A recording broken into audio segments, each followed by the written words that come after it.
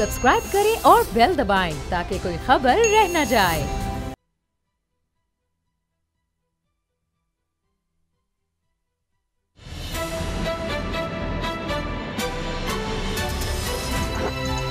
अब पता चला।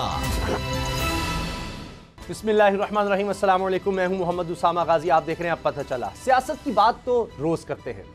आज एक अहम खबर जिसने दिल खुश कर दिया है वो है पंजाब हुकूमत की तरफ से हफ्ता शान रहमतुल आलमीन सल्लल्लाहु अलैहि वसल्लम मनाने का फैसला, जिसका आगाज कल यानी जुम्मतुल मुबारक से होगा। वज़ीर आला पंजाब उस्मान बुज़दार का कहना है कि हफ्ता शान रहमतुल आलमीन मनाकर दुनिया को नबी करीम सल्लल्लाहु अलैहि वसल्लम से मोहब्बत और अकीदत से आगाह करना चाहते हैं।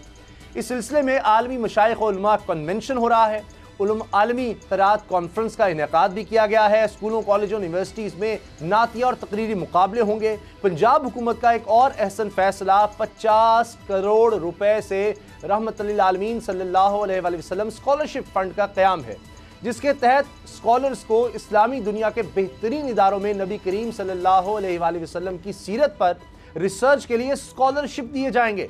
सबसे बढ़कर मोहसिन इंसानियत हज़रत मोहम्मद मुस्तफ़ा सल्लल्लाहु अलैहि वसल्लम की हयात मुबारका पर मुख्तसर दस्तावेजी फिल्में बनाई जाएंगी।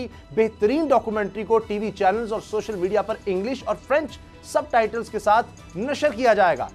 बेशक रहमतुल आलमीन सल्लल्लाहु अलैहि वसल्लम की शान बयान करना हमारे ईमान का हिस्सा है। हफ्ता शान रहमतुल आलमीन से दुनिया को वाज़े पैगाम जाएगा। अब आ जाते हैं सियासत पर। एक और पैगाम है जिसकी बात करते हैं, जो मरियम नवाज ने दिया है। उनका कहना है कि हुकूमत को घर भेजने की शर्त पर फौज से बातचीत हो सकती है। मरियम नवाज का बीबीसी को दिए गए इंटरव्यू में बहुत सी मुतनाज़ा बातें सामने आई हैं जो उल्टी नून लीग के गले पड़ती दिखाई दे रही हैं। नून लीग एक तरफ वो इदारों पर सियासत में मुदाखलत का इल्जाम लगाती है, ऐसे में मरियम नवाज इसे सियासत में मुदाखलत की दावत कैसे दे रही हैं? फौज मुंतखब हुकूमत को कैसे घर भेज सकती है? मरियम साहबा का कहना है फौज से बातचीत आइन के दायरे में रहकर होगी। सवाल यह है, आइन में फौज से सियासत पर बातचीत करने का आर्टिकल कौन सा है? क्या पीपल्स पार्टी मरियम नवाज के इस बयान की तायीद करेगी? शेख रशीद ने तो कहा है कि मरियम नवाज का असल मुतालबा यह है कि इमरान खान को हटाओ और मुझे लाओ। शेख रशीद का तज्जिया हकीकत है या सियासत? आज मरियम नवाज के इसी बयान पर बात करेंगे। जनरल रिटायर्ड एजाज अवान साहब हमें ज्वाइन करें आज तौर पर, और असद करल साहब बाबडोग साहब मेरे साथ हैं। जनरल साहब, ये क्या वजह है? मरियम साहबा तो फौज को दावत दे रही हैं अलल ऐलान, पहले तो ढके छुपे लफ्जों में होता था, आज तो वो कह रही है कि आओ और इस हुकूमत को हटाओ। Thank you very much Usama. देखिए, बात अनफॉर्चुनेटली ये है कि ये किस कैलिबर की खातून है जो सियासत में इस वक्त कूद गई है अपनी फैमिली विरासत की वजह से। पहली बात यह है कि इनकी पार्लिमानी हैसियत क्या है कि ये पाकिस्तान आर्मी से डायलॉग करना चाहती हैं। न ये किसी ईवान की मेंबर हैं, न ये सेनेटर हैं, न MP हैं, न MNA हैं, और फिर 7 साल इनको जेल हो चुकी है एक ऐसे फोर्ज्ड डॉक्यूमेंट अदालत में जमा कराने की, जिसकी वजह से ये 7 साल सजा याफ्ता हैं। ऐसे खातून का ये मुतालबा करना एक कितनी मजाका खेज बात है कि एक तरफ तो बात हो रही है कॉन्स्टिट्यूशन ऑफ पाकिस्तान की, और पाकिस्तान आर्मी को बिला वजह ड्रैग किया जा रहा है कि पाकिस्तान आर्मी सियासत में मुलव्वस होती है, या उन्होंने इंतखाबात में जिस तरीके से इनका बयानी है कि PTI को इक़्तिदार में आने में मदद की है, और दूसरी तरफ ये एक गैर आइनी इक़दाम का मुतालबा भी कर रही है कि पाकिस्तान आर्मी पहले इस हुकूमत को घर भेजे, फिर उनसे मुज़ाकरात हो सकते हैं। बात यह है कि क्या पाकिस्तान आर्मी भी इनसे मुज़ाकरात करना चाहती है या नहीं? इन्होंने तो पहले उस दरवाजे पे बहुत दस्तक दे दी है, अपने पैगाम भी भेजते रही हैं, तमाम हरबे भी इस्तेमाल किए हैं, ज़ुबैर उमर भी गए हैं, वो भी जब अपना सा मुंह लेके आ गए, क्योंकि पाकिस्तान आर्मी किसी किस्म की मुदाखलत की न मुतहम्मिल हो सकती है, न उन्हें होना चाहिए। उन्होंने अपना एक बड़ा उसूली मौक़िफ़ वाज़ेह कर दिया है कि अगर आपको कोई रिलीफ चाहिए तो अपने मुकदमात में अदालत से लें, या अगर कोई और बात करनी है तो हुकूमत वक्त से करें। अब इस स्टेज पर यह स्टेटमेंट देना, इसके पीछे 2-3 मेरी जो सोच है उसके मुताबिक इसकी 2-3 वजूहात हैं जी।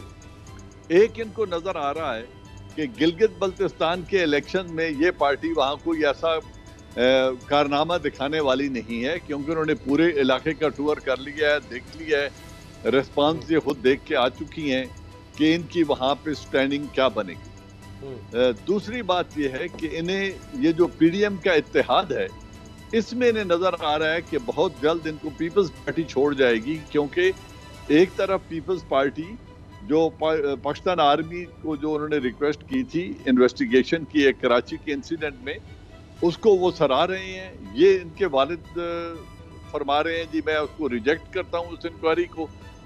तो इन तमाम तर कंट्रडिक्शन के साथ ये मुतालबा करना कि मैं मुज़ाकरात करना चाहती हूँ और मुज़ाकरात सबके सामने होंगे, चोर दरवाजों से नहीं होंगे या खुफिया मुलाकातें नहीं होंगी। खुफिया मुलाकातों का मुतालबा तो ये खुद करते रहे हैं। तो मैं ज़ाती तौर पे समझता हूँ कि ये एक गैर ज़रूरी बौखलाहट की वजह से इन्होंने एक स्टेटमेंट दी है, क्योंकि बीबीसी को चंद रोज़ पहले बिलावल भुट्टो जरदारी ने एक इंटरव्यू दिया था, तो she wanted to do the same. अच्छा, एक ये वजह थी। दूसरा, इन्हें अपने इंतखाबात का गिलगित बल्तिस्तान की पूरे टूर के बाद अपना नतीजा इन्हें सामने नजर आ रहा है। और तीसरी बात कि पाकिस्तान आर्मी किसी किस्म की मुदाखलत की मुतहम्मिल नहीं हो सकती। ये कैसे अनकॉन्स्टिट्यूशनल मुतालबा कर सकती हैं कि एक इलेक्टेड गवर्नमेंट को आर्मी पहले घर भिजवाए?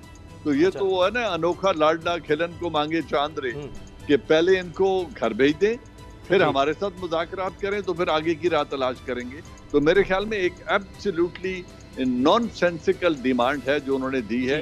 इजाज़ साहब, आर्मी चीफ जनरल कमर बाजवा कई दफ़ा ये बात कर चुके हैं कि आर्मी जो उनका मैंडेट है उसको उससे बाहर नहीं जाएगी, उनका जो एम्बिट है उससे बाहर नहीं जाएगी। आइन और कानून के अंदर रहते हुए जो फौजी जवान है वो अपने फ़राइज़ सर अंजाम देंगे। ये तो वो कई दफ़ा कह चुके हैं।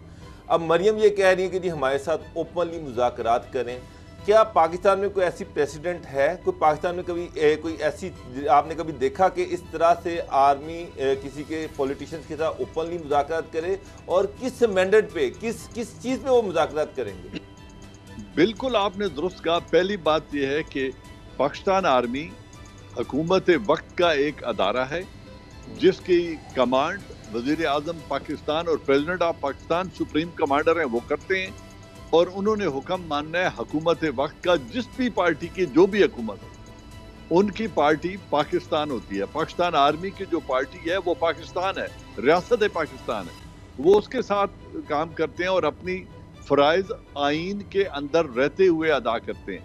अब जो पीछे हम आइन की वायलेशन की बात करते हैं वो एक तारीख ज़रूर है, लेकिन अगर पाकिस्तान आर्मी ने पिछले 12 बरस में अपनी एक डायरेक्शन बड़ी वाज़ेह और क्लियर कर दी है, तो फिर उनको इनवाइट करना और ड्रैग करना जिसकी कोई आईनी हैसियत ही नहीं है। पाकिस्तान आर्मी किस बात पे डायलॉग करेगी, किन लोगों से डायलॉग करेगी? क्या ये आइन का हिस्सा है? क्या पाकिस्तान आर्मी के पास कोई ऐसी पावर्स हैं जो अपोजिशन के साथ मुज़ाकरात करे? क्या हुकूमत वक्त को घर भेजने की उनकी कोई कॉन्स्टिट्यूशनल पोजीशन है पाकिस्तान आर्मी की? तो जब ये नहीं है तो फिर ये मेरे ख्याल में एक भोंडी सी कोशिश है पाकिस्तान आर्मी को एक दफ़ा फिर मुतनाज़ बनाने की।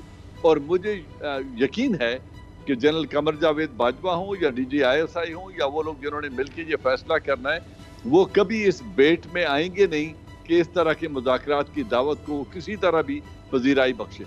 अच्छा, इसमें एक और उसामा साहब जैसा एक और एलिमेंट भी है कि बलूचिस्तान से PMLN सारी वाइप आउट हो गई, सारे लोग उसको छोड़ के चले गए। KPK में बड़ी स्ट्रॉन्ग रिजेंटमेंट है। पंजाब में भी एक हम ख्याल और आज़ाद ग्रुप बन रहा है जो कि ओपनली ये लोग कह रहे हैं कि जनाब हम ये जो बयानियाँ हम इसके साथ नहीं हैं। इवन PMLN की जो मेन लीडरशिप है जिसमें ख्वाजा साद, ख्वाजा आसिफ, ये सारे हैं, इन्होंने तो लाहौर के जलसे में इन्होंने कहा जी हम इस जलसे में आपके साथ कोऑपरेट नहीं कर सकते।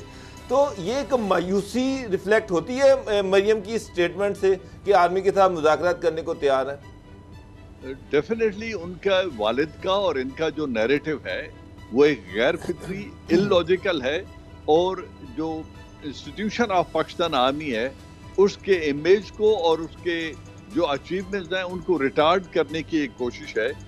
देखिए, Pakistan army centre of gravity है। अल्लाह के बाद अल्लाह ताला की ज़ात ज़ामिन है पाकिस्तान की, और अल्लाह के फजल से पाकिस्तान आर्मी का वजूद, आर्म फोर्सेस ऑफ पाकिस्तान का वजूद इस बात की ज़मानत है कि इंशाअल्लाह पाकिस्तान ता क़यामत कायम रहेगा।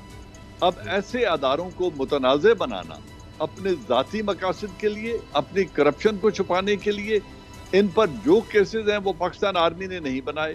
इनका ट्रायल किसी मिलिट्री कोर्ट में नहीं हो रहा, इनको रिलीफ पाकिस्तान आर्मी ने नहीं देनी, या अदालतों ने देनी है या हुकूमत वक्त ने देनी है।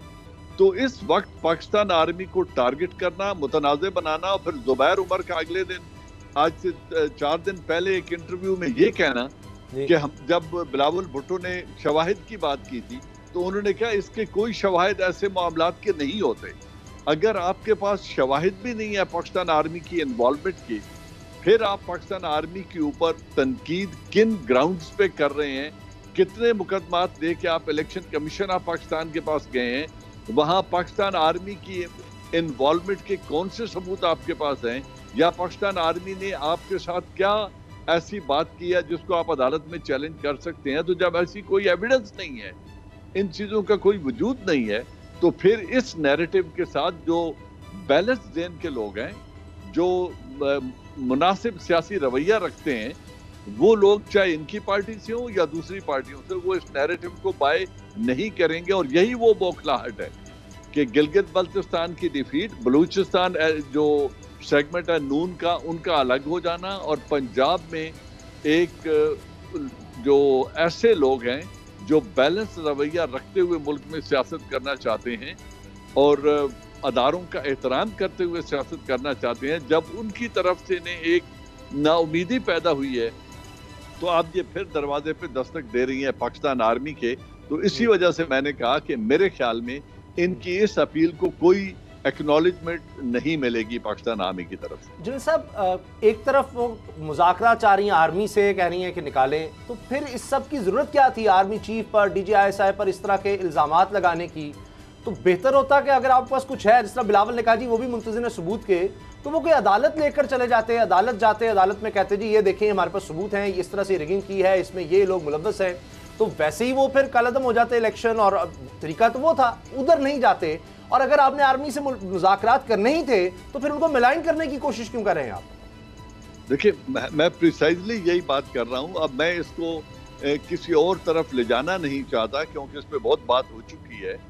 वो इंग्लैंड में बैठ के क्या गेम प्लान कर रहे हैं, वो किस नैरेटिव पे अमल दरामद कर रहे हैं, वो क्यों पाकिस्तान के एक आर्म फोर्सेस जो मजबूत तरीन अदारा है और पाकिस्तान की सलामती के लिए हर महाज पे, अंदरूनी और बैरूनी महाज पे खतरात का मुकाबला करता है, उसको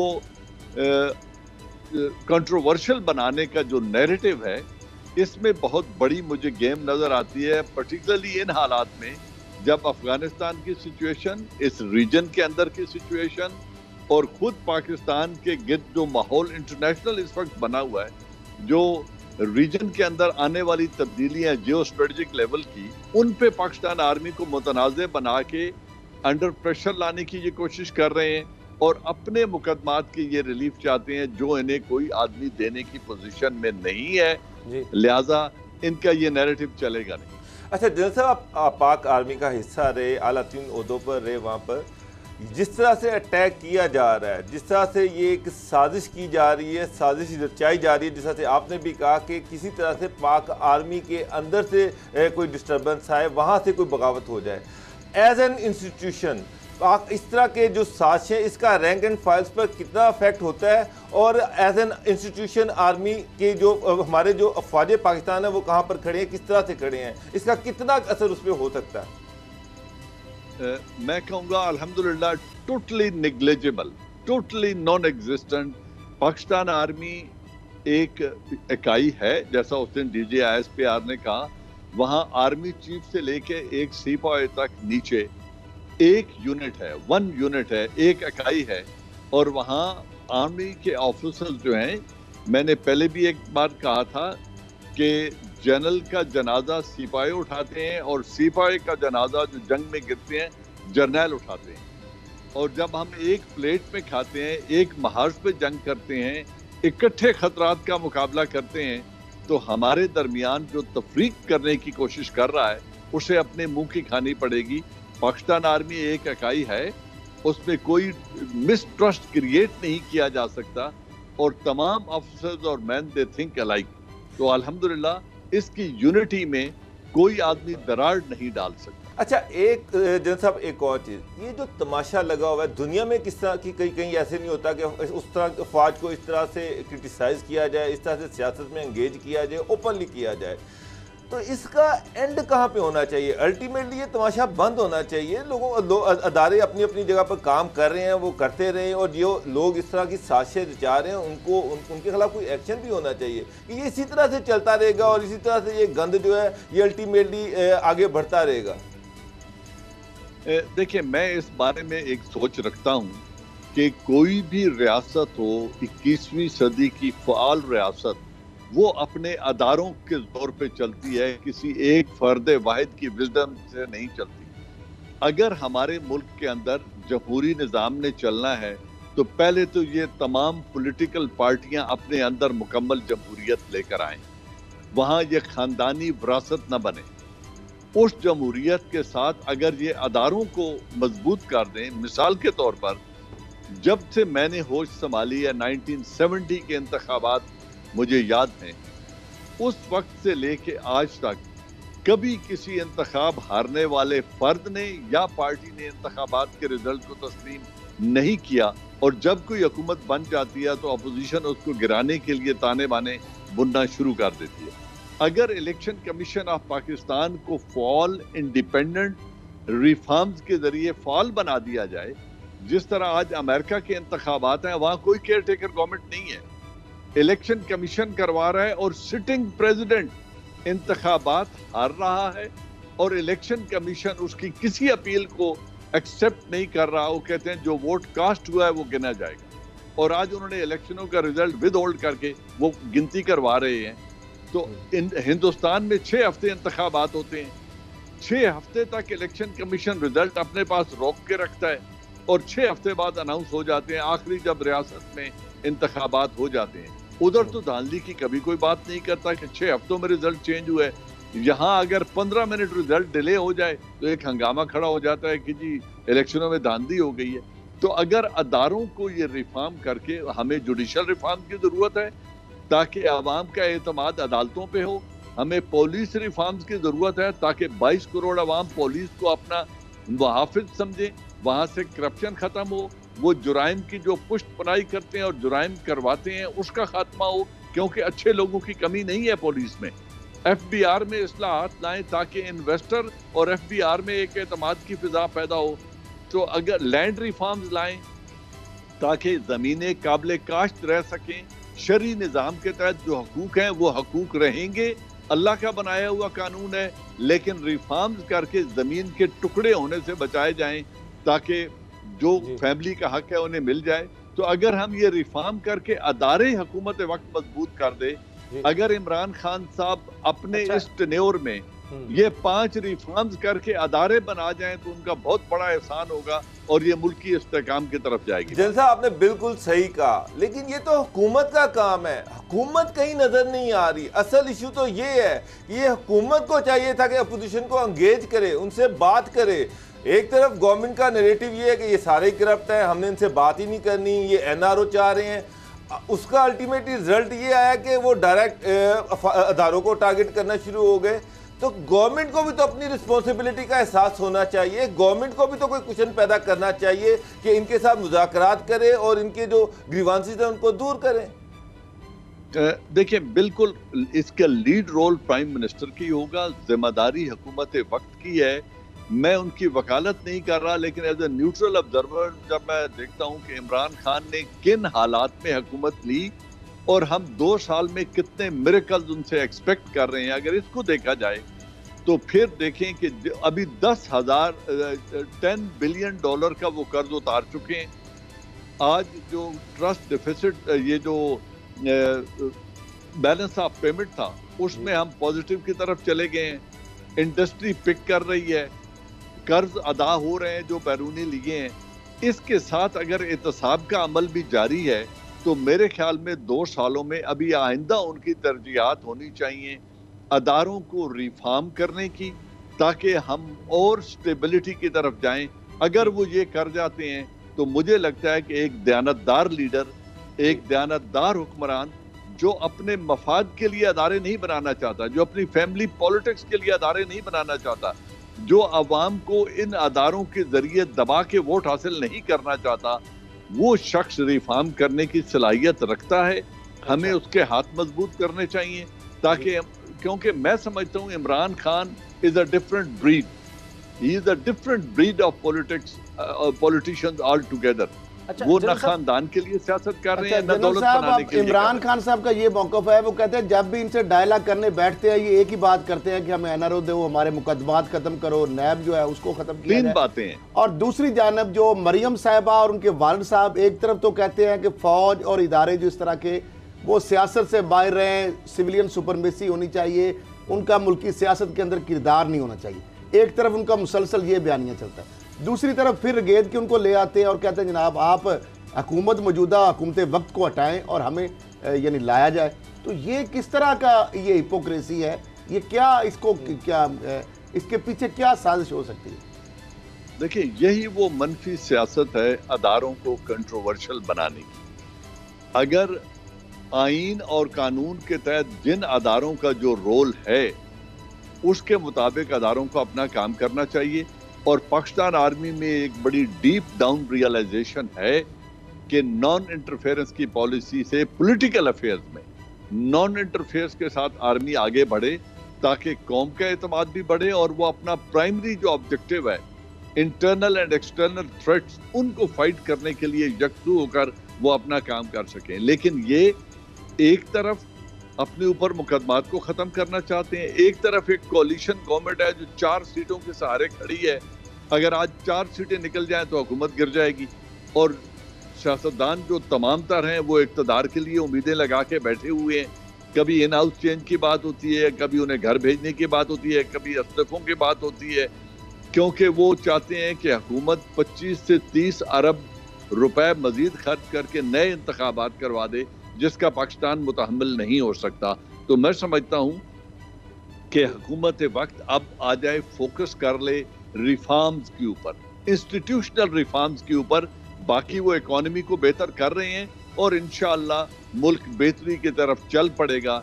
लेकिन अदारों में ऐसी जान डाल जाएं कि कल इलेक्शन कमीशन ऐसे इंतखाबात कराने की पोजीशन में आ जाए जिसका रिजल्ट एक्सेप्ट करना और गैर मुतनाज़िर रिजल्ट को एक्सेप्ट करना तमाम सियासी पार्टियों की मजबूरी बन जाए। जब ऐसा इस्तेकाम आ जाएगा तो हुकूमतें परफॉर्म करेंगी। बहुत शुक्रिया जनरल एजाज अवान साहब। या ब्रेक का वक्त है, ब्रेक के बाद बात करेंगे। शहबाज शरीफ साहब की तबीयत बिल्कुल ठीक नहीं है, कमर में शदीद दर्द है। बाबर डोगर साहब इस हवाले से कई दफ़ा बात कर चुके हैं कि कमर दर्द शहबाज शरीफ को किसी भी वक्त हो जाता है। उस बारे में बात करेंगे ब्रेक के बाद।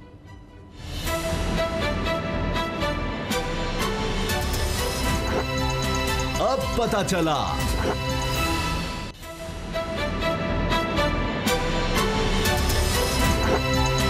अब पता चला।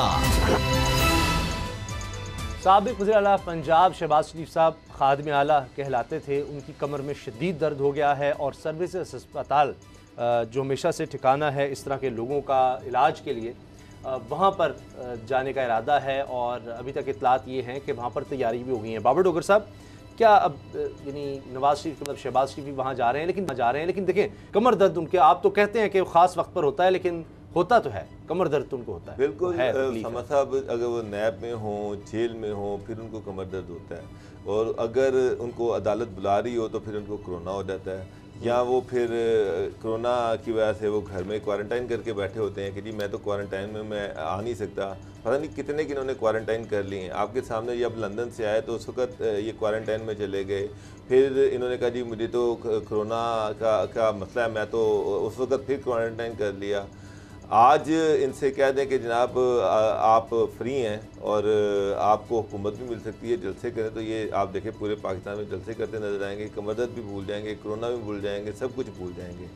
उस वक्त भरपूर तरीके से कैंपेन चलानी शुरू कर देंगे। लेकिन 10 साल ये वज़ीर आला रहे हैं, मुझे बताएं 10 साल में कितनी दफ़ा इनको कमर का दर्द हुआ? नहीं होता था, लेकिन वो खास सीट उनके साथ होती थी। असद खरल साहब, अब ये तो फिर हक है उनका, सर्विस अस्पताल हमने देखा कई लोगों को सहूलत मिली है। हक क्या होना होता सर? बोर्ड बैठेगा, अगर दर्द ऐसी नहीं है तो नहीं जाने। 90 की दहाई में भी इनको कमर दर्द की बुनियाद पर ही जमानत मिली थी, मेडिकल ग्राउंड पर इन्होंने जमानत ली थी। जब नेशनल बैंक ऑफ पाकिस्तान के हवाले से इनको FIA ने गिरफ्तार किया था, उस वक्त इनकी जो जमानत थी उसकी बुनियाद भी यही कमर दर्द और यही मेडिकल ग्राउंड थी।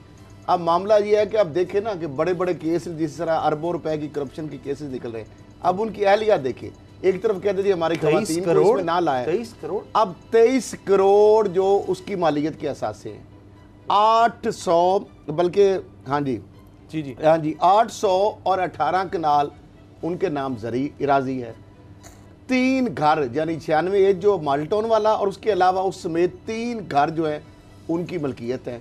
तो ये तो अरबों रुपए के मामलात हैं और इनकी जो अहलिया है अपने घर की जो खवातीन है उनको भी ये इस लूट मार के अंदर इन्वॉल्व करने में बाज नहीं आते। अब मामला ये है कि अब आपको पता है कि शहबाज शरीफ साहब जिस तरह आपने देखा जब नैब की कस्टडी में थे उस वक्त क्या ड्रामे उन्होंने किए, इंसाफ अदालत में उन्होंने कहा जी मेरी कुर्सी नहीं है, मेरे खाना जमीन पर रख के दिया जाता है, कैंसर सर्वाइवर फिर उसके बाद जेल में गए, बी कैटेगरी इनको मिली, उसके बावजूद एक्स्ट्रा ऑर्डरी उन्होंने मुख्तलिफ अदालत से जो अहकामात की बुनियाद पर उनको मजीद सहूलियात दी गई, एक लंबी चौड़ी फहरिस्त है। अब उसके बाद भी उनको आराम नहीं मिल रहा। अब ये थोड़ी होता है कि एक शख्स है वो कह रहा है मेरी कमर में दर्द है और कहेंगे जाओ जी सर्विस अस्पताल चले जाओ, कोई बोर्ड नहीं होता, सरकारी तौर पर देखा जाता, जेल का डॉक्टर नहीं है वो देखेगा नहीं, रिपोर्ट नहीं आएगी। लॉ ऑफ द लैंड और रियासत मदीना जेल मैनुअल, क्या ये सारी जो बरात है सिर्फ शहबाज शरीफ साहब के लिए है? क्या उनके लिए जायज है? मुझे ये बताया जेलों के अंदर इस वक्त पंजाब की जेलों की अगर बात की जाए, दादोशुमार की बात की जाए तो कितने लोग हैं जो टीबी के मर्ज में मुबतला है, कितने लोग हैं जो एड्स के अंदर है, कितने लोग हैं जो हेपेटाइटिस के, कितने लोग हैं जो फालज के मरीज है, उनके लिए बोर्ड कहाँ बैठता है, उनकी दरखास्तें कौन देगा, उनके लिए वकील कौन बड़े बड़े करेगा, उनकी तो दरखास्त होम डिपार्टमेंट नहीं पहुंचती, उनकी मौत के ही लोग, कितने लोग हैं जिनकी जेलों के अंदर अमवात होती हैं, उनकी लाशें घर वालों को मिलती हैं, वो जाते हैं जेलों में, उनका कोई इंसानी हाल नहीं होता। ये ग्रेडिंग जेलों की मैंने नहीं की हुई, ये कानून में लिखी हुई है, कानूनी तौर पर वो खास लोगों को हक मिलता है। उससे भी वो वज़ीर आला रहे हैं, उस हर आदमी तो वज़ीर आला नहीं रहा है, यहाँ पर बी क्लास में मिली है। उसके अलावा मुतअद्दिद सहूलतें उन्होंने अदालत की जानिब से उन्होंने मांगी, अदालत ने दे दी उनको, ठीक है। उसके बावजूद भी वो तसल्ली तशफ़ी नहीं हो रही, उसके बावजूद कहते हैं कि मैंने वीवीआईपी तरीके से हॉस्पिटल जाना है, सर्विस हॉस्पिटल जाना है ताकि अपने सारे गाड़ी पर वहां बैठ के चला सकूं। अब यही मसला है ना, कभी वो कहते हैं मैं लैंड क्रूजर पे बैठूंगा, मैंने बख्तरबंद में नहीं बैठना। अब मामला सिक्योरिटी के इश्यूज भी हैं, पुलिस ये कहती है, जेल हुकाम ये कहते हैं कि अगर कल कलां को वाकया हो गया तो फिर कहेंगे जनाब चूंकि पुलिस कस्टडी में, जेल कस्टडी में थे, जुडिशियल कस्टडी में, तो अब रिस्पांसिबिलिटी एक बात है के ऊपर आ जाएगी। बाबर साहब एक बात है, हालिया तारीख बताती है कि जो सर्विस अस्पताल जाता है, जितने भी आप देख लें, अभी रहमान साहब की बात, उसके बाद वो जमानत पर चला जाता है, कहीं ना कहीं उसके बाद जमानत ही हो जाती है। मरीम साहब भी वहाँ पर रही हैं, वो एक अलग वजह से रही थी नवाज शरीफ साहब की आदत के लिए, उनकी तीमारदारी के लिए। अब शहबाज शरीफ साहब अगर जाते हैं, एक तो यह बात यह है कि वो अपनी मर्जी से तो नहीं जा सकते, अहकामात कोई होंगे, अदालत की इजाज़त होगी, कोई बोर्ड बैठेगा, कोई मेडिकल डॉक्टर होगा, वो कहेगा, उनका अपना ज़ाती मुआलिज के कहने पर तो नहीं जाने की इजाज़त होगी। जब वो जाएंगे, तकलीफ में होंगे, वो जाएंगे और फिर उसके बाद वो मेडिकल ग्राउंड्स पर जमानत पर भी जा सकते हैं। सामा साहब, ये वो मुल्क है, इमरान खान साहब ये कहा करते थे अमीर और गरीब का एक ही मुल्क होगा, दो पाकिस्तान नहीं होंगे, गरीब का पाकिस्तान और अमीर का पाकिस्तान अलग-अलग नहीं होंगे। ये वो मुल्क है जहाँ पर नवाज शरीफ साहब हॉस्पिटल में दाखिल हैं और मरीम को रात को 10 बजे बगैर किसी कोर्ट के से इजाज़त लिए, बगैर किसी चीज़ के इजाज़त लिए, किसी कानून में, किसी जेल के किसी कानून में ये नहीं लिखा कोई कैदी एक दफ़ा जेल की दरवाजे बंद हो जाएं 6 बजे के बाद बाहर नहीं निकल सकता, जो मर्जी हो जाए, अगला दिन जो मर्जी हो जाए। मरीम को 9 बजे अस्पताल लाया गया नवाज शरीफ के पास के उनके जनाब वो अपने वालिद के पास रहना चाह रही हैं, आपके सामने हुआ। मियाँ साहब जो हैं उनको बीमार जाहिर करके बाहर भेज दिया गया, आपके सामने हुआ। मरियम बजाय उस जेल बेल पे आने के बाद जेल में वापस जाती, वो घर चली गई, आपके सामने हुआ। शहबाज शरीफ साहब नैब में गए, पहले तो वहाँ पर फिजिकल रिमांड में रहे, वीवीआईपी रूम था, वहाँ पर कॉफ़ी पीते थे, मज़े की ज़िंदगी गुजार रहे थे। वहाँ से एक तो ये जलसे जुलूसों से, मुझे एक बात बताएं जी, अगर ये PDMA चल रही होती, अगर शहबाज शरीफ साहब जेल में ना होते तो ये कराची, कोयटा, ये गुजरावाला, ये गिलगित बल्तिस्तान PMLN के हेड हैं, तो इन्होंने जाना था ना, आपने मैंने तो नहीं जाना था, यही जा रहे होते, यही वहाँ पे जलसे कर रहे होते, उस वक्त कमर दर्द नहीं हो रही होती। मेरा आपसे सवाल ये है कि पॉलिटिकल एक्टिविटीज जितनी मर्जी कर लें, उस वक्त इनकी कमर में दर्द नहीं होता, उस वक्त कमर दर्द नहीं होती। हाँ, अगर इनको कोर्ट बुलाए, कमर दर्द होती है, अदालत बुलाए कमर दर्द होती है, बेल कैंसिल कमर दर्द होती है। तकलीफ है, वो अपने काम के लिए वो तकलीफ बर्दाश्त कर लेते हैं। वो उसामा साहब हर बंदे को तकलीफ है, जेल में जितने भी लोग हैं हर कोई ब्लड हर प्रेशर, बंदा बीमार है, कोई होगा। तंदुरुस्त नहीं है, हर बंदा बीमार है, हर बंदे को कोई ना कोई तकलीफ है, किसी को कोई बीमारी है, किसी को कोई बीमारी है। जेल में तो कहा जाता है जो तंदुरुस्त जाता है वो बेचारा बीमार होकर बाहर आता है, वो वहीं पर गड़ सड़ रहे हैं, वहीं पर वो उनको एक एक बैरक में 20-20 बंदों को वहां पे बंद किया हुआ है। होगा 2 लाख का कमन है, 5 लाख का कमन है। इनको तो उसी वही कमरा कैंप कोट लखपत जेल में दिया गया है जिस कमरे में नवाज शरीफ रहते थे। वो एक वीवीआईपी रूम है वहां पर। ये जिस तरह से ये बयान करते हैं उस तरह से सूरत हाल नहीं है वहां पे। इनको मुशक्ति भी मिले हुए हैं, खाना घर से आ रहा है। वो तो हमारे प्रोग्राम में तो कहा कि जो सहूलियात हैं वो सब मिल रही हैं, उसके अलावा भी मिल रही हैं क्योंकि कोर्ट ऑर्डर है। अब देखें, अब 10 दिन वो जेल में रहेंगे, उसके बाद वो अस्पताल में चले जाएंगे, उसके आगे आप देखिएगा हॉस्पिटल चले 100% वीवीआईपी रूम खाली पड़ा हुआ है इस टाइम। चौधरी शुजात हैं वो हैं, या फिर शकीलुर रहमान तो वो तो भागे वहां से, वो तो निकल गए। अब उनका कमरे को मुलाकात, अब अस्पताल में भी डिस्क्रिमिनेशन है। एक वो कैदी हैं जिनको हथकड़ियां डालकर बसरों पे आम 4-4 बिस्तरों पे 4-4 कैदी लेटे हुए हैं, और एक वो है जो उन्होंने वीवीआईपी कमरों में जाना है जहाँ पर एयर कंडीशनर भी है, जहाँ पर टेलीविजन भी लगे हुए हैं, सारी फैमिली और मुलाकाती भी जब मर्जी बातें करते हैं। वहां पर किसी जेल से किसी की इजाजत लेने की जरूरत नहीं है, कोई वहां पर जेल का बंदा नहीं होगा। डायरेक्ट फैमिली वहां पर जाएगी, सारा दिन वहां पर बैठेगी, गप्पे शप्पे लगाएंगे, पार्टी की मीटिंग करेंगे, और उसके बाद देखिएगा तंदुरुस्त होकर बाहर आ जाएंगे, बेल हो जाएगी। तो ये सिर्फ टोपी ड्रामा है कि जनाब इनको एकदम बीमारी लग गई, अब जनाब जेल अस्पताल में जाना है, अस्पताल में चेकअप हो गया। अच्छा, क्या मरियम वहाँ पर उसी तरह इयादत के लिए, तीमारदारी के लिए मौजूद होंगी, चचा के लिए भी, या वो वालिद साहब तो फिर ज़ाहिर है वो अपनी सियासी सर मरियम वो सियासी एक मिनट, मरियम वो तो सारा ड्रामा है। वो तो जो शिबाशी से मिलने गई वो भी ड्रामा था, जो उन्होंने अब बिलावल से जो मुलाकात की वो भी ड्रामा था। वो कहती कुछ है, वो मैसेज कुछ छोड़ देने की कोशिश कर रही होती हैं, लोगों को बेवकूफ़ बनाने की कोशिश की जाती है। अब मुझे एक बात बताएं, जो पहली दफ़ा शिबाशी को जो नैब कोर्ट में मिलने चली गई वो तो उनके वालिद का प्रेशर था। मरियम से ज़्यादा खुश कौन है कि शिबाशी पे अंदर बैठा हुआ है, वो जनाब बड़े मज़े से वो रानी साहिबा बनी हुई हैं। कभी वो गिलगित बल्तिस्तान में जलसे कर रही हैं, पंजाब में कर रही हैं, कोयटे में कर रही हैं, कराची में कर रही हैं। आपकी बात अगर दुरुस्त है तो असद करल साहब, शहबाज शरीफ देख रहे हैं कि उनकी पार्टी तबाह हो रही है, उन्होंने बड़ी खिदमत की और बड़ा कुछ बनाया। शेख रशीद कह रहे हैं कि लकीर खींच दी गई है इदारों की तरफ से, नून लीग को भी तबाह कर दिया। लेकिन शहबाज शरीफ साहब भी 2 कश्तियों के सवार हैं। जब तक शहबाज शरीफ साहब एक कश्ती के सवार नहीं होंगे, उनके साथ यही होगा, और हर उस इंसान के साथ यही होता है जो 2 कश्तियों का सवार है। लेकिन शेख रशीद का शहबाज शरीफ साहब ना तो अपने भाई की नाराजगी मोल लेना चाहते हैं, और एक तरफ से वो बिहाइंड द सीन वो एस्टैब्लिशमेंट से इधर उधर मुलाकातें बेचारे करते हैं चुप के, और दूसरी तरफ वो अपने भाई का हुक्म जो है वो भी नहीं टाल सकते। अच्छा, तो इस तरह तो चीजें नहीं चलेगी। तो उनको ब्रेक का वक्त क्लियर होना पड़ेगा। जहांगीर तरीन साहब और शरीफ खानदान दोनों के लिए खुशखबरी आई है कि उनको रिलीफ मिला है बड़ा अदालत से शुगर स्कैंडल में। ब्रेक के बाद बात करेंगे।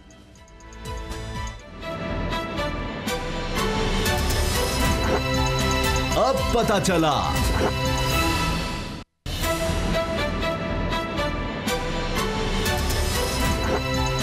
अब पता चला। जहांगीर तरीन साहब और शरीफ फैमिली की शुगर मिल्स को जो नोटिस मुख्तलिफ इदारों की तरफ से गए थे, लाहौर हाई कोर्ट ने उनको कल अदम करार दे दिया। असद करल साहब, ये तो बहुत बड़ा रिलीफ है। इसके बाद तो अब लगता है कि जब नोटिस ही कल अदम हो गए, कार्रवाई क्या होगी इनके खिलाफ, तो अब कॉन्फिडेंस भी बहुत ज़्यादा आ जाएगा। और जो इमरान खान समझते थे कि जी पता नहीं क्या हो जाएगा, क्योंकि 84 शुगर मिल्स को नोटिस चले गए शो कॉज के। अब क्रशिंग सीजन भी है, तो ये वो कॉन्फिडेंस के साथ क्रशिंग भी करेंगे, और चीनी कीमत पर क्या असर होगा, असल तो लोगों को उससे गर्ज है। उसामा साहब, जब से ये शुगर कमीशन बना, उसके बाद फॉरेंसिक रिपोर्ट बनी, उससे लेकर आप देखिए कभी इस्लामाबाद हाई कोर्ट से लोग ये स्टे लेके आ जाते हैं, कभी ये सिंध हाई कोर्ट से स्टे लेके आ जाते हैं, अभी लाहौर हाई कोर्ट से इन्होंने स्टे ले लिया। अब अल अरबिया जो शुगर मिल है शरीफ फैमिली से रिलेटेड है, और दूसरी एक और है शुगर मिल 2 जो है, हाँ जी, पल्प जो है फरूकी पल्प, अब उनकी जानब से ये केस किया गया, और उस हवाले से जनाब FIA को उनके खिलाफ कार्रवाई जो करने से रोका भी गया है, जो अबूरी अभी तक जो जुज़वी दरखास्तें मंजूर की गई हैं और साथ ही जो नोटिस जारी किए थे उनको कालम करार देंगे। दूसरी जानब अभी मैं शहजाद अकबर साहब का ट्वीट पढ़ रहा था, वो ये कह रहे हैं कि लाहौर हाई कोर्ट ने FIA को नहीं रोका बल्कि उसको अपनी प्रोसीडिंग जो है वो जारी रखने के लिए कहा है। अच्छा। अब ये एक तफसीली आर्डर भी अभी आना है, लेकिन मामला ये है कि उसामा साहब बात फिर वही है कि गंदम या आटा कमीशन की बात हो या शुगर जो इंक्वायरी कमीशन की बात हो या जो इंक्वायरी रिपोर्टों की बात हो, अभी तक किसी एक बंदे को भी अभी रिश्ते आया है ना, उससे पहले क्या FIA को किसी ने रोका हुआ था किसी बंदे को गिरफ्तार करने से, कोई रिकवरी करने से, किसी जो जखीरा प्रोसेस है वो कहते हैं 84 शुगर मिलों को नोटिस तो भेजे हैं, अब वो तो तरीकाकार है जाकर पकड़ेंगे, अदालत चले जाएंगे जी हमें तो नोटिस भी नहीं मिला। सब्सिडी वाला मामला है, नून लीग के दौर में 24 अरब की सब्सिडी मिली, PTI के दौर में 4 अरब की सब्सिडी मिली। सब्सिडी पे मामला जाएगा तो वो मिल गई, भी आ जाएगा, कीमत नहीं नीचे पंजाब भी आ जाएगा, तो लादा सब्सिडी वाला मामला तो खोल नहीं सकेगा। अगर आप शेख खान अब्बासी या नून लीग की सब्सिडी को खोलेंगे तो फिर मौजूदा जो हुकूमत है उसका वज़ीर आज़म और वज़ीर अल्लाह भी उसमें आएगा, इसलिए मेन जो मामला था वो तो चला गया। अब उसके बाद आ जाता है कि शुगर की जो कीमतें हैं उसकी क्या कमी होगी। अब क्रशिंग सीज़न भी आ गया है, ये 55 रुपये तकरीबन जो किलो में इजाफा हुआ, 100 अरब से ज़्यादा लोगों की जेबों से पैसा निकाला गया। ये सारी रिपोर्ट्स के बावजूद आवाम को इससे क्या मिला? इससे बेहतर है कि आप ना करते। आपने ये सारी एक्सरसाइज की, मैंने तो कहा था कि साहब आए भी नहीं थे, आ गया ना, आपने कहा था सारे मतलब ये तो आज हुई है कार्रवाई, इससे पहले रोका था किसी ने किसी को पकड़ने से। आप तो पहले दिन कह रहे हैं कि जी क्लीन होकर निकलेंगे। मैं तो यही कह रहा हूं कि ये कुछ भी इसमें से नहीं निकलेगा सिवाय कागजों के पलंदे हैं, रद्दी की एक टोकरी है और रद्दी के पलंदे जो है वो सिर्फ निकलेंगे। अच्छा, आवाम को इससे कुछ नहीं मिलेगा, मुल्क को कुछ नहीं मिलेगा, पाकिस्तान को कुछ नहीं मिलेगा। मिलेगा तब भी जब इन लोगों को इबरतनाक आप सजा देंगे। ये कार्डलाइजेशन की आप इनको भीखकुनी करेंगे। इमरान खान साहब ये सबसे ज्यादा शोर मचाते थे कि जनाब कार्डलाइजेशन को मैं खत्म करूंगा, तो ये कार्डलाइजेशन तो पहले से ज्यादा आपने मजबूत कर दी। अच्छा, आपने तो शुगर माफिया को 55 रुपए फी किलो आवाम की जेबों पर डाका डालने से सिर्फ 8 माह में उन्होंने 100 अरब रुपए आवाम की जेबों से ऐसा तो नहीं है बाबर डॉक्टर साहब के जानबूझ के इस तरह से कार्रवाई की जाती है जानबूझकर महकमों की तरफ से, क्योंकि यही महकमे मुलव्वस थे। ये इमरान खान साहब खुद कहते हैं कि जनाब वो तो कमिश्नर जो है उनको मंथली जा रही थी, जिनका काम था ये देखना कि भाई ये क्रशिंग सही हो रही है, पैसे किसान को सही मिल रहे हैं, वहाँ से शुगर क्रश होकर चीनी जो बन रही है वो सही मार्केट में आ रही है। वो किस तरह से ड्राइवरों के नाम, कंडक्टर के नाम, क्या क्या वो चीनी के कितने कितने ठेके जा रहे थे, वो सब कुछ। तो कहीं ऐसा तो नहीं इदारे जानबूझकर इनका साइड लेते हैं और ऐसा अमल कर देते हैं कि हाई कोर्ट, सुप्रीम कोर्ट से वो कहते हैं ये तो आप काम ही गलत कर रहे हैं, ये तो कानून के मुताबिक इस तरह से आप चल ही नहीं सकते। उसामा साहब, पहली बात तो ये है कि जहांगीर तीन जो लंदन से एकदम पाकिस्तान आ गए हैं बगैर किसी यकीन दहानी के तो नहीं आए। अल्टीमेटली उन्होंने भी कोई ना कोई उनको इशारा मिला तो वो पाकिस्तान आए हैं। अब ये आप सोचेंगे कहाँ से इशारा हो सकता है। दूसरी बात ये तो शरीफ खानदान को भी मिल रहा है सर, खाली जहांगीर को नहीं। सर दूसरी बात ये है कि ये लोग इतने बासर हैं, ये लोग इतने मजबूत हैं, इतने ताकतवर हैं कि अदारे भी इनके सामने बेबस हैं। इसमें कोई दूसरी राय नहीं। जितना ये फ्रॉड हुआ है ना, ये जो 100 अरब रुपया खर्च था, कह रहे हैं कि ये चीनी की जो कीमतें बढ़ी और ये जो चीनी इलीगली बाहर भेजी गई कागज़ों में और फिर शो किया गया और उस पर सब्सिडी भी ले ली गई, ये सारा टोपी ड्रामा जो है ना ये अदारों के साथ मिल के हुआ है। उनकी भी जेबें गर्म की गई हैं और उसके बाद अवाम की जेब से जो पैसा निकला वो कुछ अदारों ने खाया, कुछ ये फैमिलियाँ खा गई हैं। वो अदारे जो इनके साथ शरीके जुर्म है, जिन्होंने इनके साथ मिलकर ये सारा जुर्म किया, वही अदारे जब सरकार की तरफ से कोर्ट में पेश होते हैं तो आप मुझे बताएं क्या वो इन लोगों के ख़िलाफ़ बात करेंगे? वहाँ पर जाकर वो जो प्रोसिक्यूटर उनके आते हैं क्या वो जाकर कोर्ट में इनके ख़िलाफ़ बयान करेंगे? इसी वजह से कोई वो कोर्ट से रिलीफ ले लेते हैं कि हुकूमत जो है वो प्रिपेयर्ड ही नहीं है। हुकूमत की जो सारी ब्यूरोक्रेसी है, जो उनकी मिनिस्ट्रीज हैं, वो सारी जो है वो पहले इन लोगों से मिली हुई हैं वहाँ पर। अब इमरान खान को क्या पता कि लाहौर हाई कोर्ट में प्रोसिक्यूटर ने क्या आर्गूमेंट किए या क्या आर्गूमेंट नहीं किए, लेकिन मसला ये कि रिलीफ तो वो मिल गए। शरीफ फैमिली भी रिलीफ ले गई और जनाब जहांगीर तीन साहब भी रिलीफ ले गए। और वो जो FIA ने जो इतनी इन्वेस्टिगेशन की और वो सारा कुछ किया, वो सारा खैर साहब सही कह रहे हैं कि वो रद्दी की टोकरी में जाएगा, वो सारी चीज़ें वहीं की वहीं पड़े रहेंगी। और अगले 3 महीने के बाद आप देखिएगा चीनी के पे ये फिर यही लोग जो हैं दोबारा डाका डालेंगे, लोगों की जेबों से पैसे निकलवाएंगे, फिर इस तरह की कोई एक्टिविटी होगी उसमें से ये फिर आराम से निकल जाएंगे। ये तो एक अजीब बात है कि वज़ीर आज़म ने 21 का नोटिस ले, सारे इदारे पाकिस्तान के नैब से लेकर SCCP, FIA, हर कोई स्टेट बैंक आप देख लें, कोई इदारा नहीं छोड़ा जिनको ना कहा हो कि जब ये शहजाद अकबर साहब अभी लाइव थे, वो जिस तरह से बात कर करप्शन खत्म करने की, यही आकर कहते रहे कि अब हमने लिख दिया है और जनाब सारे चीफ सेक्रेटरीज को भी इन्वॉल्व कर लिया है, तमाम सूबे जो जिसके पास है वो कार्रवाई करे। तो ये वो भी कीमत तो कम कर दे, फिर मान ले वज़ीर आज़म के माफिया ताकतवर है लेकिन उसके आगे हाथ जोड़ देंगे गरीबों को। अकबर साहब कौन से इलेक्टेड MNA हैं, वो भी इसी तरह इमरान खान को मामू बना रहे हैं और अपनी नौकरी पक्की कर रहे हैं। इस वक्त तो इमरान खान के सबसे करीब आदमी वही हैं, उनको उन्होंने सच्चे झूठे ख्वाब दिखाए कि जनाब नवाज शरीफ जो वो भी पाकिस्तान आ जाएंगे, इसहाक डार भी आ जाएगा, शरीफ ख़ानदान सारा आ जाएगा, मैं लेके आऊँगा मायदे।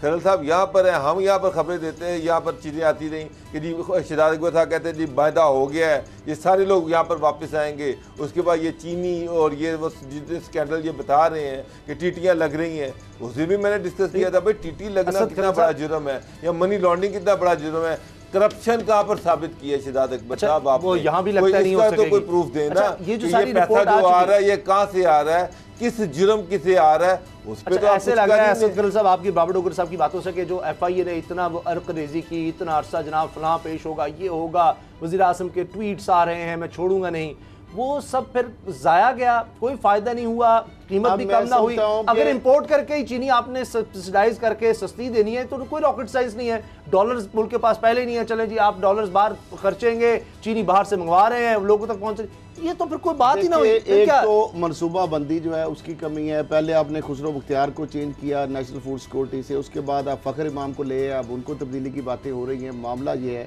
उसामा साहब, ये जितना भी ये सारी अरकरेजी आपने बताया की गई है उसमें से निकला क्या, वो कहते हैं ना खोदा पहाड़ और निकला चूहा, सवाए रिपोर्ट तो अरबों रुपया निकला है साहब ने कहा नहीं, हाई अरबों रुपया निकला है। FIA की जो रिपोर्ट आई है वाजिद ज़िया साहब कहता हूं उसको उसमें तो क्या निकला, और अरबों रुपए की रिपोर्टें आ गई, छप गई, हमने टॉक शोज कर दिए, मुल्क को क्या मिला, आवाम को क्या मिला, क्या चीनी सस्ती होगी, क्या जिन्होंने ये 100 अरब रुपया लूटा क्या उनकी जेबों से ये पैसा निकलवा लिया गया? नहीं, ऐसा नहीं होगा, वो पैसा आवाम तक चला गया, खौफजदा नहीं होंगे कि आइंदा हम ये करेंगे, सब पता लग गया कि किस तरह से हम करते क्या थे। इस्लामाबाद हाई कोर्ट ने कहा था उस नवाज शरीफ साहब की केस में कि वो इस सिस्टम के ऊपर हंस रहा होगा, वो मजाक उड़ा रहा होगा कि ये है अदालतें और ये मुल्क का निज़ाम है कि एक इश्तहारी बंदा वहाँ बैठ के आज़ादाना घूम रहा है। ये सारे माफियाज तो उल्टा हंसेंगे, वो तो ठट्ठा उड़ाएंगे, वो तो आगे जो वज़ीर आज़म की जो बात है उसके ऊपर कोई सीरियस नहीं लेंगे। जब वो नोटिस लेंगे वो खुश होंगे कि चलें वज़ीर आज़म ने नोटिस लिया, चीज़ें गायब करो, उसके बाद प्रेशर डालेंगे और उसके बाद जनाब चीज़ें महंगी करके दोबारा नहीं चाहता ना लोगों को करना चाहता हूँ, लेकिन आपकी बातों से लग रहा है कि इस स्कैंडल में से शायद लग रहा है बात 2 साल तो 2.5 साल हो गए, टाइम खत्म हो गया है। बहुत शुक्रिया, दुआओं की दरखास्त है, इजाज़त दीजिए, अल्लाह हाफ़िज़।